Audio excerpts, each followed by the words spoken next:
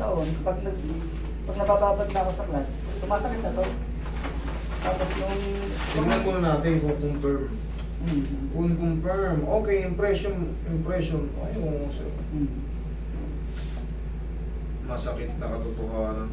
Pero sir, bihirang-bihira. Sa driving lang naputol siya ng gano'n. Hindi, nung nakaraan pa, sumasakit pa nabababa. Tapos, pagdating ng April, nakipagbibigay sa ano ko. Nagpatulong yung bayo ko na magbuhat nung ice box. Eh mabigat. Siguro yung pagbuhat eh, medyo hindi maganda. Parang may Parang napilipit siya, Oo. na-twist. pero... Gano'ng kabigat yung binuhat nyo? Mabigat. Mabigat. Pero, yun lang, sumakit lang. Tapos, okay naman. Sir, ito kasi, masakit na talagang tanggapin. Yan, no? Oo. Complete. Nung una, parang nalipis nga ako eh. Tapos, meron ka ring radial tear. Anterior horn and the medial meniscus. Ito yung mga pyesa. Radial tear. Ayun siya kapsolder. Opo. Ayan, radial tear. Yung mga meniscus na yan yung, yan o. Ay, napo din. Yeah, yan yung meniscus, medial and lateral meniscus. Base rito, ayan, may radial tear ka, tapos anterior horn. Anterior pangarap. Tapos medial meniscus. Ang medial meniscus panloob. Kaya, parehas sa medial na ko inabot yung tear ko. Tapos meron kang horizontal tear, ayan, horizontal tear. Yan, no? Sugat yung pinaka-orca ng ano.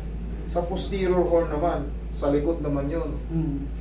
With meniscus and menicapsular separation. Napunit lang pala siyang todo, sir. Pero tingin ko nung una, yan lang siguro ang problema ko yun sa meniscus.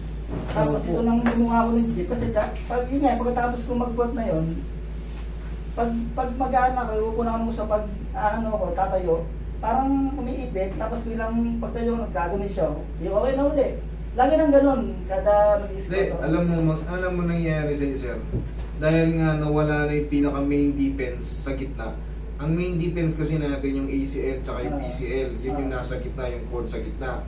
Matigas yun. Na sumasayaw-sayaw. Ang meniscus kasi yan yung sahig. Ngayon, dahil naputol yung main, nagkaroon na rin ng separation dito sa posterior sa posterior meniscus. Kaya pag minsan natutwist ka, bumibigay, gumaganon. Kasi nga isa lang ang nakahold, yung PCL na lang eh. Ngayon, minsan natsatsambahan mo, natutulas, bakis na naman. Ngayon, yung tumutukod dyan, umiipit dyan dahil mayroon ng separation, sir. Umiipit na yung, nakakalat na yung ano mo. Pero ACL na ba yun? Kasi nito nang nakarambuan lang ako, yun nga, yung parang doon na siguro Sir, MRI na kasi. Dahil nga, yung mula nung nangyari sa akin na bigla akong tumayo, gumagawa ko ng jeep.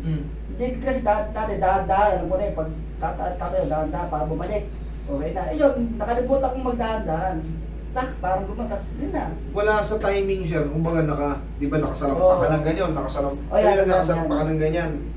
Naka-ready na siyang nakapilipit. Yun nga. Naka-ready siyang pilipit. Ngayon, binigla mo. Nawala sa isip ko. Pag bigla mong ganun, dahil nga hindi ganun ang tamang posisyon niya. Kaya nga. Kaya nawala sa isip ko. Nawala sa isip ko na magbagal. Dahil ang nangyayari nun, sir, kaya hindi bihirang-bihirang mangyari maputol eh. Nag-warning na yon. May mga partial tear na yun before. May mga lamat na before, doon lang napuruhan nung binigla mo. Kasi hindi yan basta-basta mapuputol kahit gaano kalakas. Pero siyempre, dahil naunang nasira yung meniscus mo, lumuwag na yung tuhod mo. Kaya tingin ko, unang nasira sa meniscus bago yung ACL. Exactly. Kaya nabukasan pag ko, yun na, putol na yung ACL. Doon nadali mo yun, di ba yung pagbuhat yun ng sobrang bigat na Pag pingit mo ng ganun, nagkatlaan na sila parehas. Pero, pwede naman di ba po, opera? Pwede po, titigas na yan, kaso, yun nga, ingat ka sa magagalaw mo yan. Magagalaw mo yan, kahit puto lang ACL mo. Pero hindi ka pwedeng yung tumalon, yung bigla ang talon. Hindi na ako nagalit. Kasi yan eh.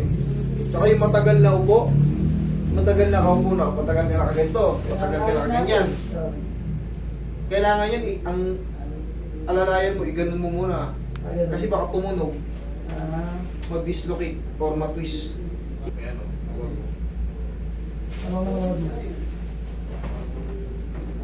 putol yung depensa, complete eh. Pag putol yung depensa, pwedeng iklatin yan eh. Yan. Oo, may iklat ko yun. Pero pwede rin ibalik. Pero ang ano nun, ang consequences nun, pati yung posterior mo. Pagka, kasi siya, isa na lang siyang nakakaano. Actually, dalawa pa. Dalawa pa yung nakadepensa dyan. Meron tayong tinatawag na TL. Ayun. Transverse ligaments. Sinabi mo yan. O, yung sa gitna, PCL tsaka ACL. Yung nandito, Meron ba? TL. Meron pa yan, transverse yung tawag. Transverse ligaments. May nakasuporta pa dyan.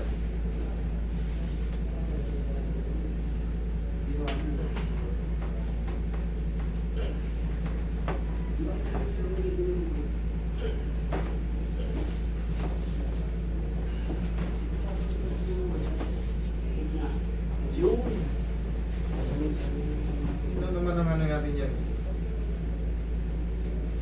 Bandage Roy. Tingnan. Umuulan ba? Hindi. Oh, mainit eh. Oo.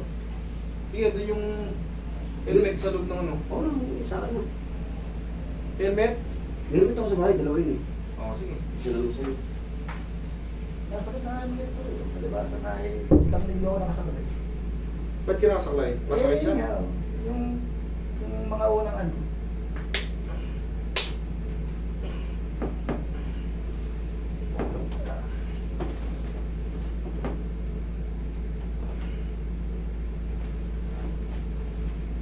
Pitigin mo nga, sir. Sige. Isa pa. Isa pa. O, sige, testing mo kung may masakit pa.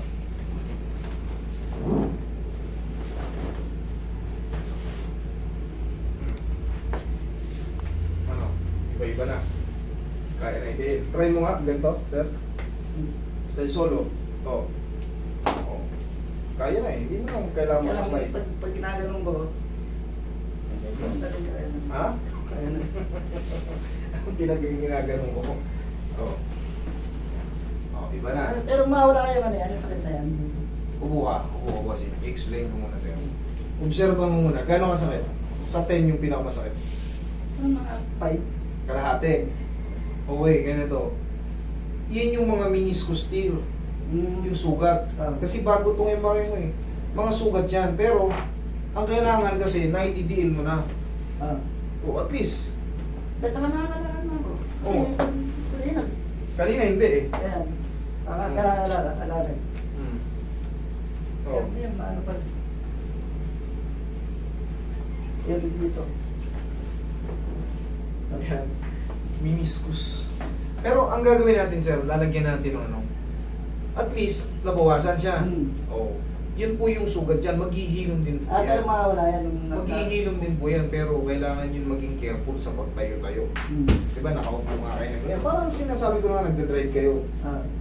Bago kayo gumalaw, iganon nyo muna, ganon-ganonin nyo muna, i-shoot nyo muna. Kasi nga, habang nakatagal ka nakaganon, di ba, nakatupi yung tuhod mo.